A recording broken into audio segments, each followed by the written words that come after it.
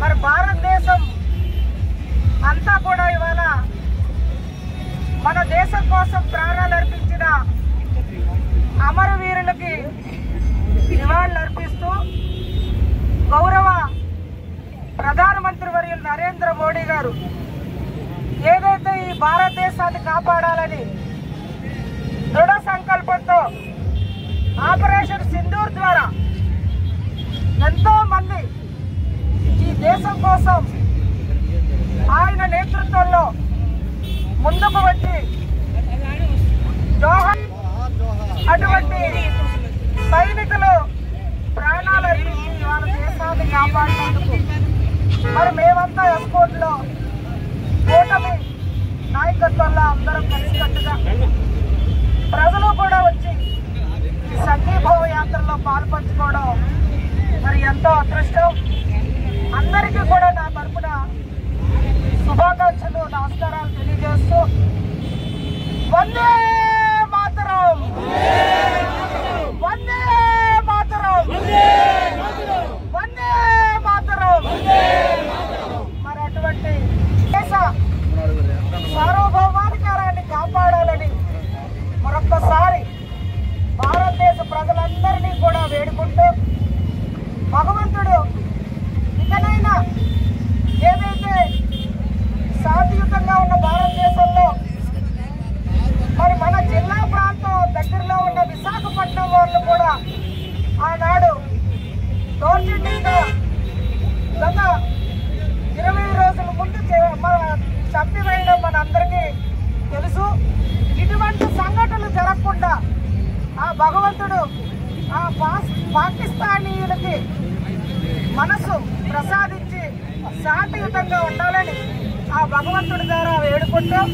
మరొక్కసారి మోడీ గారి నేతృత్వంలో మనమంతా కూడా వారికి సహకరించి శాంతియుత కార్యక్రమాల్లో నడవాలని కోరుకుంటూ అమరవీరులైన జవాన్లందరికీ కూడా మేమంతా శాంతియుతంగా నివాళులు అర్పిస్తూ ఇంకా ఎవరైతే ఈ కార్యక్రమంలో ఆపరేషన్ సింధూర్లో సైనికులు ఉన్నారో వాళ్ళకి మనోధైర్యాన్ని మా అందరి ద్వారా వారికి అందజేస్తూ ఆ భగవంతుడు చల్లగా భారతదేశాన్ని చూడాలని మోడీ గారి నాయకత్వం,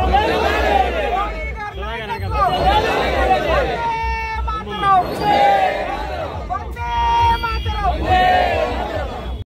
భారతదేశంలో ఈ మధ్య జరిగిన యుద్ధ ప్రక్రియ ఒక్కసారి మనం ఆలోచిస్తే ఇటువంటి సంఘటన జరగడం దురదృష్టం. ఏది ఏమైనా మరి గత నెలలో పాకిస్తానీయులు కొంతమంది హిందువులని అరాచకంగా వాళ్ళ కుటుంబ సభ్యులు పక్కనే ఉన్న భార్య పిల్లలు పక్కన పెట్టుకొని పురుషులపై జరిగిన దాడుల్లో వాళ్ళు కాల్చివేయడం ఎంతో దురదృష్టం. మరి ఈ సంఘటనకి మన ప్రధానమంత్రి గారు వెనువెంటనే స్పందించి మొన్న జరిగిన యుద్ధకాండలో మన భారతదేశాన్ని కాపాడాలని మన ప్రధానమంత్రి గారు మోడీ గారి నేతృత్వంలో ఆపరేషన్ సింధూర్ కార్యక్రమంలో మనం అందరం కూడా మన భారతదేశం ఏమవుతాం, మనం అందరం ఏమైపోతాం అని చెప్పి చాలా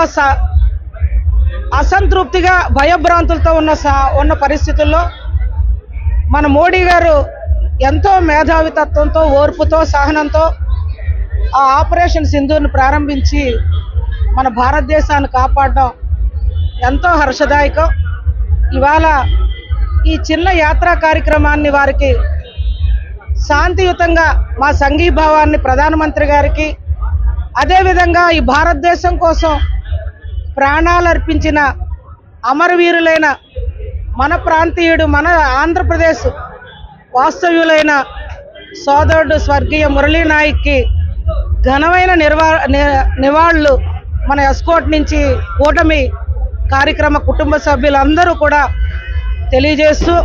వారికే కాదు అందులో వీర మరణం పొందిన జవాన్లందరికీ కూడా ఘనమైన నివాళులు అర్పిస్తూ, మరి ఏదైతే ఆపరేషన్ సింధూరు మొన్న ఫుల్ స్టాప్ కూడా పెట్టడం జరిగింది, కొంతమంది పెద్దల నేతృత్వంలో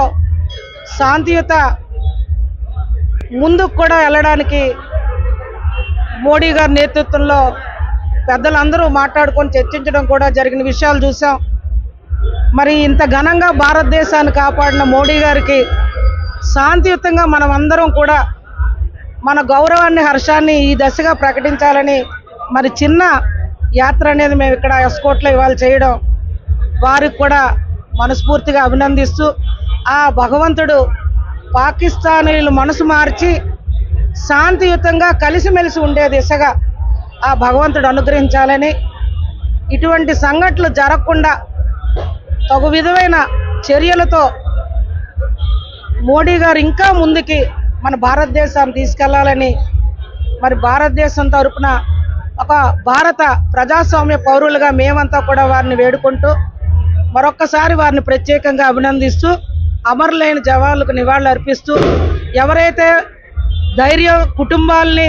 విడిచిపెట్టి ఈ దేశం కోసం మన ప్రోగ్రాంలో వెళ్ళారో